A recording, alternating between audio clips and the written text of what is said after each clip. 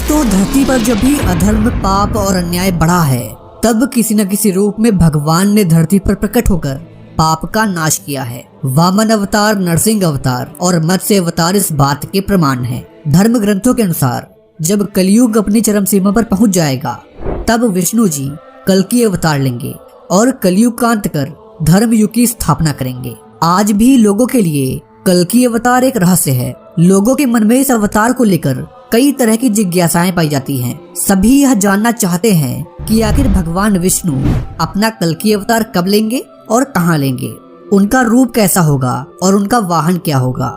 इन सभी सवालों के जवाब आपको श्रीमद् भगवद गीता में मिलेंगे। धर्म ग्रंथों में भगवान विष्णु के कल्कि अवतार के जन्म की तिथि बताई गई है।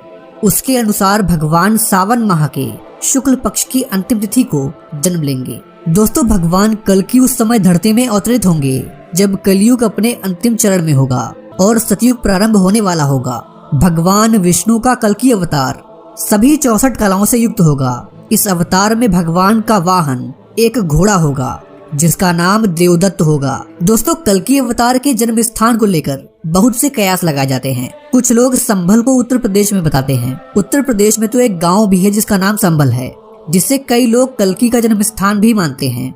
वहीं कुछ लोग मध्य प्रदेश, उड़ीसा, हिमाचल प्रदेश में भी संभल होने की बात कहते हैं। इसके पुख्ता सबूत तो अभी नहीं मिले हैं। कुछ लोग बोलते हैं कि संभल चीन के पास एक मरुस्थल में है, जहां तो अभी तक जीवन संभव ही नहीं है। कुछ लोग तो ये भी बोलते हैं कि कृष्ण भूमि वृंदावन, मथुरा ही संभल है, जहां उनके अवतार कल्कि का जन्म होगा। दोस्तों, क्या आपको पता है कि भारत में कल्कि अवतार का एक चमत्कारिक मंदिर है, जहां पर कई सालों से एक चमत्कार हो रहा है और लोग उस चमत्कार को कल्कि अवतार का संकेत मान रहे हैं। क्या आपको पता है कि हिंदू धर्म में गाय के अलावा घोड़े को पवित्र जानवर क्यों मानते हैं? चलिए आज की इस वीडियो में जानते हैं।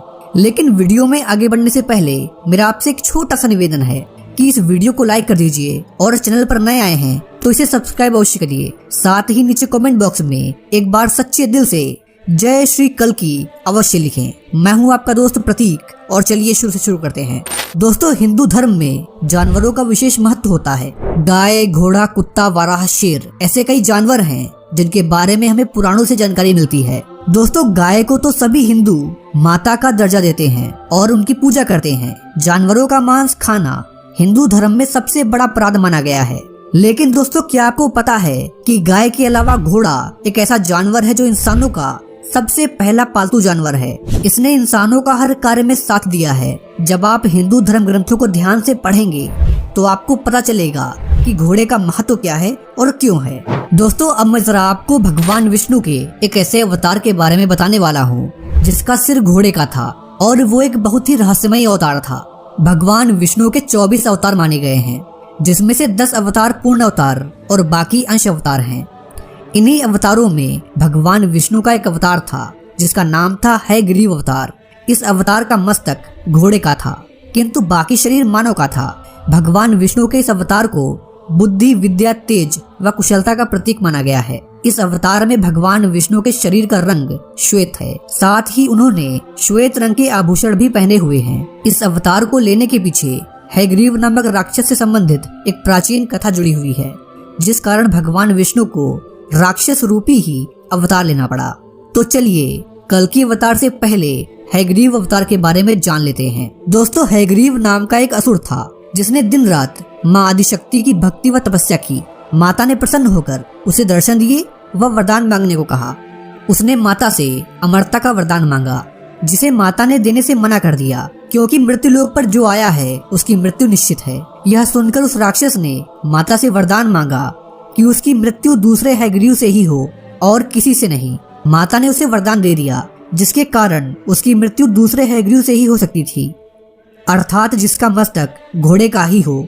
इस वरदान के मिलने के पश्चात हयग्रीव ने स्वर्ग लोक में आतंक मचा दिया, सभी देवताओं को परास्त कर दिया। उसके कुकर्म की पराकाष्ठा तब हुई जब उसने स्वयं भगवान ब्रह्मा जी के वेदों को ही चुरा लिया। इन्हीं वेदों से सभी को ज्ञान व बुद्धि प्राप्त होती थी तथा उसमें सृष्टि के गूढ़ रहस्य, दिव्य अस्त्रों के निर्माण व अन्य विधियां लिखी हुई थी। हयग्रीव के आतंक से परेशान होकर सभी देवताओं ने मिलकर भगवान विष्णु से सहायता मांगने का सोचा।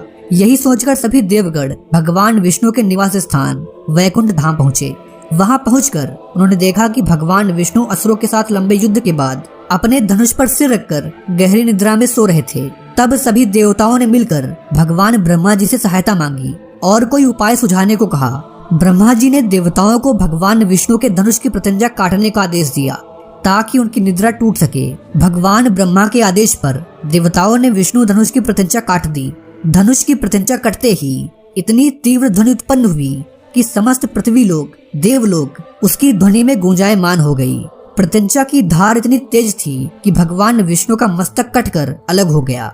यह देखकर सभी देवता घबरा गए और सभी ने मिलकर मां आदिशक्ति का आवाहन किया ताकि भगवान विष्णु का पुनः जन्म हो सके। देवताओं के आवाहन पर मां आदिशक्ति वहां पर प्रकट हुई। वह भगवान विष्णु का कटा हुआ सिर देखा। देवताओं ने सारी बात उन्हें बताई। तब आदिशक्ति ने देवताओं को घोड़े का सिर भगवान विष्णु के मस्तक पर लगाने को कहा। देवताओं ने विश्वकर्मा जी की सहायता से भगवान विष्णु के सिर पर घोड़े का सिर जोड़ दिया। वह इस तरह भगवान विष्णु ने हयग्रीव नामक अवतार का जन्म हुआ। तो दोस्तों, इस तरह से भगवान विष्णु ने हयग्रीव नामक अवतार लिया था। उसके बाद भगवान विष्णु ने हयग्रीव नामक दैत्य से भयंकर युद्ध किया व उसका वध किया। हयग्रीव का वध करने के पश्चात भगवान विष्णु ने उससे वेदों को लेकर फिर से ब्रह्मा जी को सौंप दिया। इस प्रकार भगवान विष्णु ने एक दैत्य का वध करने के लिए व उससे वेदों को वापस लाने के लिए हयग्रीव नामक अंशावतार लिया था। कल्कि अवतार का रहस्यमयी घोड़ा। दोस्तों, अग्नि पुराण के 16वें अध्याय में कल्कि अवतार का चित्रण तीर कमान धारण किए हुए एक घुड़सवार के रूप में किया गया है और वे भविष्य में होंगे। कल्कि पुराण के अनुसार वह हाथ में चमचमाती हुई तलवार लेकर सफेद घोड़े पर सवार होकर युद्ध और विजय के लिए निकलेंगे तथा बौद्ध, जैन और मलेच्छों को पराजित कर सनातन राज्य स्थापित करेंगे। पुराणों की यह धारणा कि कोई मुक्तिदाता भविष्य में होगा। दोस्तों, भगवान विष्णु के 10वें अवतार यानी कि कल्कि अवतार का मंदिर हवा महल के पास है। कल्कि जो अब तक प्रकट नहीं हुए हैं, यह अवतार हजारों वर्षों के बाद होगा, लेकिन हिंदू धर्म में उनकी परिकल्पना पहले ही कर ली गई है। जानकारों का कहना है कि सनातन धर्म एक ऐसा धर्म है जिसमें भावी ईश्वर के अवतार को साकार कल्पना दे दी गई है। पुराणों में वर्णन है कि कलयुग समाप्त होने के बाद अर्थात आज से हजारों वर्षों के बाद विष्णु भारत में कल्कि अवतार लेंगे। वे घोड़े पर सवार होकर तलवार से शत्रुओं का नाश करेंगे। दोस्तों, इस मंदिर में कल्कि भगवान की मूर्ति एक घोड़े पर सवार है।